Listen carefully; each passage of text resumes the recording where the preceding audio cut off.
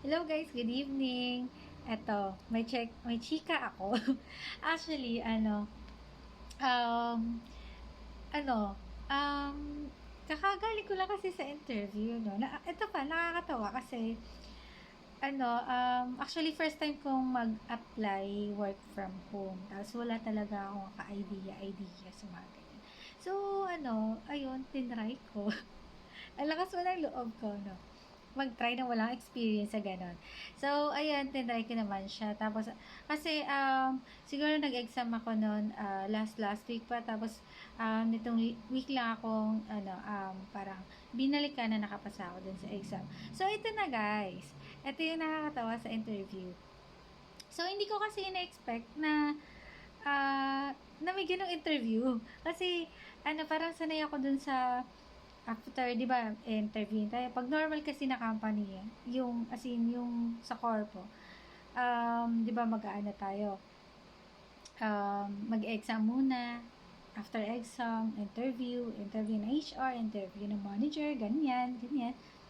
So, etong na-experience ko ngayon, iba. Siguro sa iba na-experience nila yung mga ganito.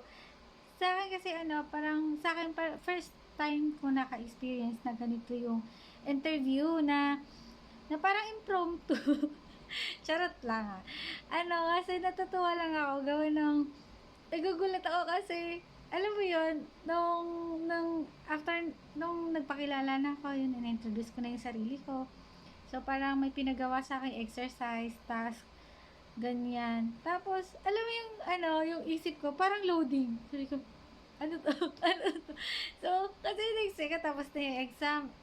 So, akala ko interview na lang. Kasi yung interview na, So, may ganun pala. May ganun talaga. Tapos, parang, may yung task 1, ganito, ganyan. Sasagutan mo to, paano ka So, yun pala yung, nila, yung, kumbaga yung trabaho, siguro yun talaga yung trabaho na in-applyan ko na work from home, yung more on research daw sila. So, alam mo yung ako, nag-a-apply din ako, tapos pero hindi ko alam ano yung ni-applyan ko. Yun yung nakakatawa, parang tanga lang din ako na, alam mo yung nag-apply ako, pero hindi ko alam kung ano yung in-applyan ko.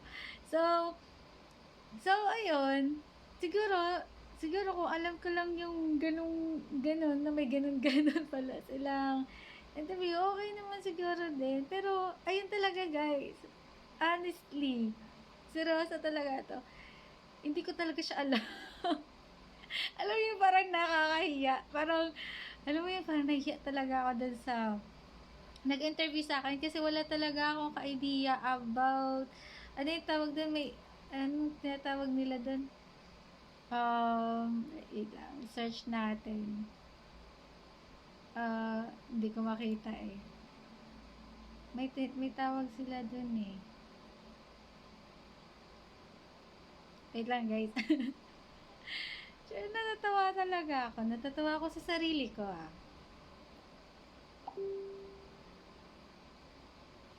So, meron yung dito na question na ganyan din.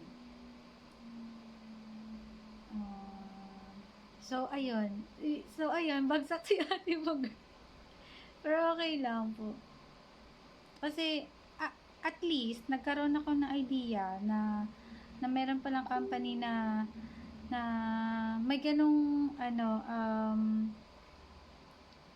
may ganung task sa pagdating sa interview. So, ayun. Wait lang. Anong tawag nila doon? Nakalimutan ko na. Basta may tawag sila doon guys eh. Basta exercise lang yung naalala ko. So, ayun. Kung sino may idea sa inyo ng ganyan, baka naman, turuan nyo, guys, para makapag-reapply ako soon. Kasi wala talaga akong kaalam-alam sa ganun, guys. So, ina-expect ko kasi after ng interview, kung makapasa man ako sa interview, may, tawag dito, trainings na. So, hindi ko expected na may ganong pangyayari. So, parang feeling ko na impromptu. Parang impromptu. Sabi ko, okay, sige. Kaya parang ako, nahiya na lang din ako dun sa nag-interview sa akin kasi tinatanong niya ako kung ano yung sagot. Anong sagot ko daw. So, ako kasi loading din. Sabi ko, ala, hindi ko alam yung sagot.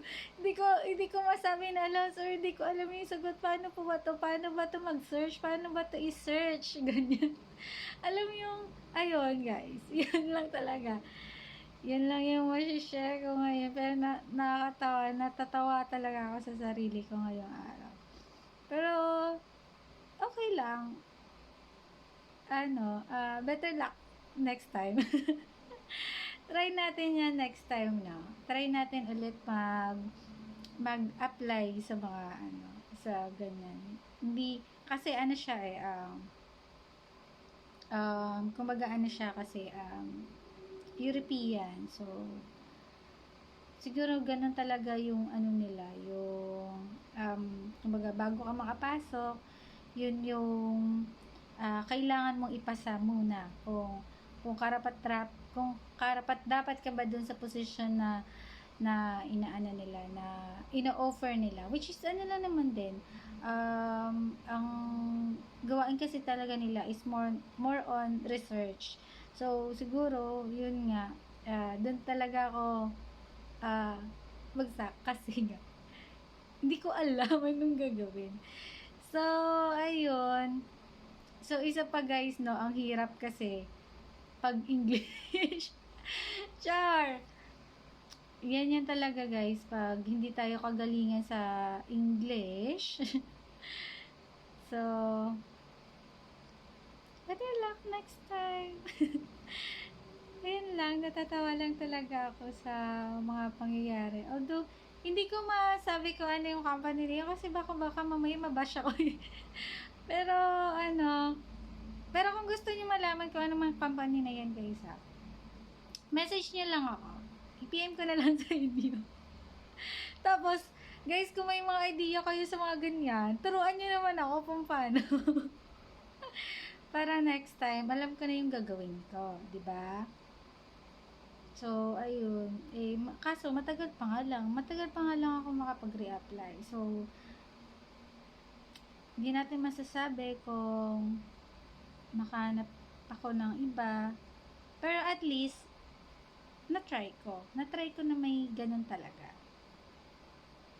Para in case na pumunta man ako sa ibang company na mayroong ganun din pala, at least may idea na ako.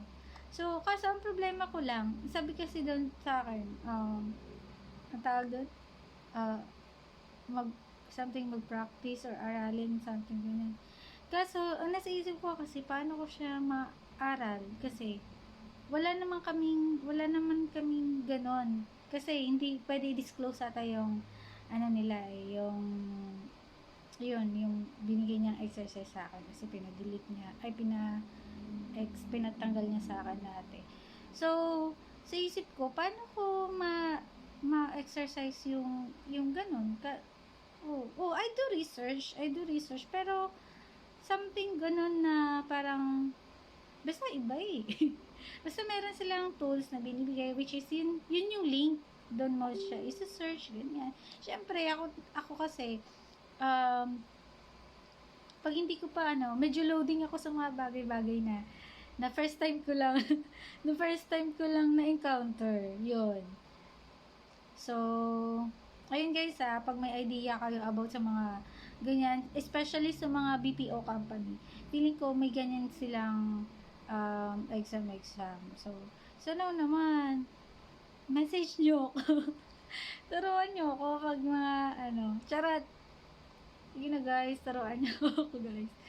So, ayun lang po. Hindi ko makita na kung ano tawag doon. Basta may tawag doon na-search ko kanina kasi parang sa nila, parang sa Google may nagtatanong kung paano daw yung exercise na yun.